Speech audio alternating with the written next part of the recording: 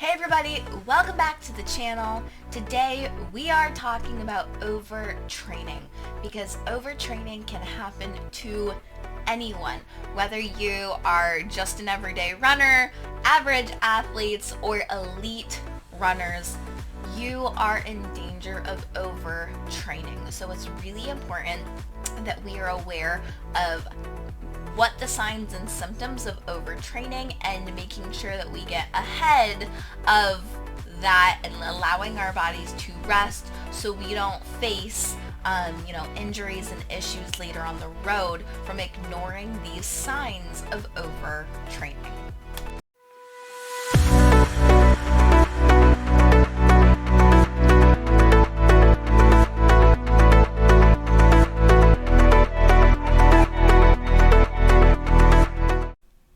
So, overtraining or underperformance syndrome, shortened to UPS, is really the effect of not getting enough rest between workouts or having too many strenuous or hard workouts consecutively and your body just not having enough time to repair and recover.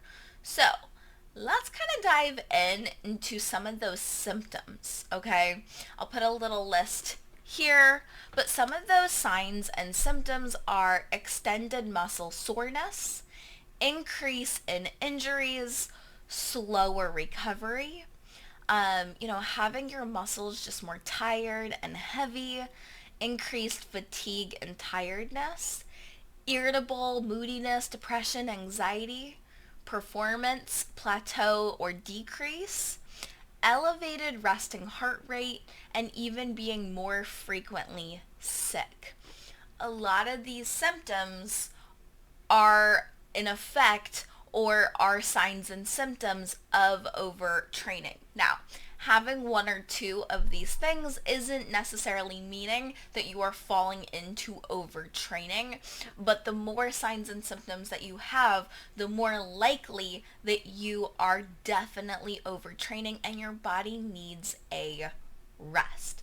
Because we fall into this kind of vicious cycle of we're a little bit more tired, we're running slower, so then we think, oh, I need to train harder. So you train harder and then you end up more fatigued. It is the overtraining cycle. I'll put a little picture here to show you kind of what that cycle looks like. So we don't want to fall into that.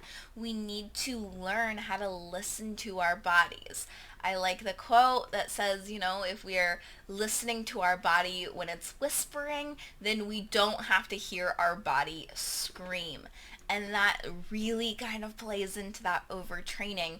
Let's listen to our body when it's fatigued, it's tired, it's talking to us, so that way we're not sidelined for weeks or months at a time when it comes to our running. So, if you notice that you're experiencing some of these signs and symptoms of overtraining, what can we do to help our bodies recover better? The biggest thing is sleep and rest, okay?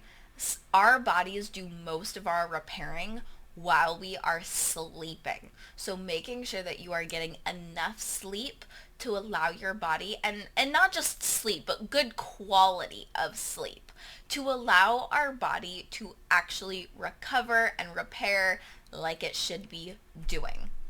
Another thing is really just relaxing, you guys.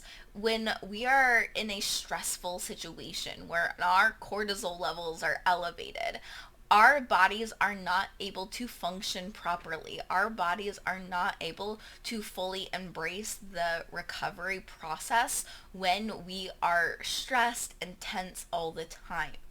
Take some time to relax, okay?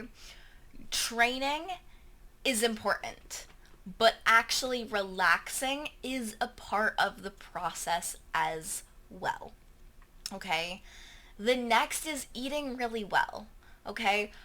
The nutrients that we put into our body, the foods that we eat, we take those nutrients, that nutrition, and our body takes that food and heals ourselves, right? We go into that repair and rest and repair process to rebuild our body using the foods that we are eating.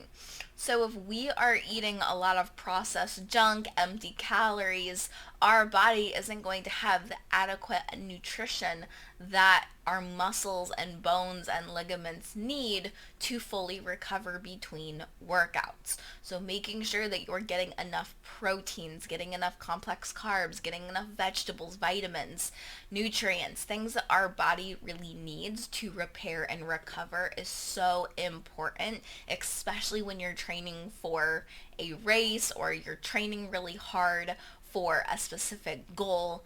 Making sure your nutrition is on point is so important to avoid overtraining, or if you start to notice the signs and symptom of overtraining, allow your body to rest and recover.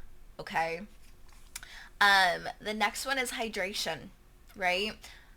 Drinking water is so important. Our body functions better when it is well hydrated. Do not ignore the water. Even if you live in a place that's cold or you feel like you're not sweating a lot, making sure that you're drinking tons of water during your workout, after your workout, between workouts will really help your body stay functioning at its best. The next one is just listening to your body. Okay? I know it's the hardest thing to do, especially as women, moms. I know it's so easy to just, if we're sick, suppress it.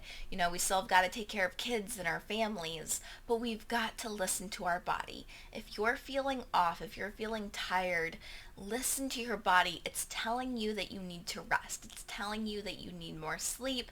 It's telling you that it needs a little bit more time to recover.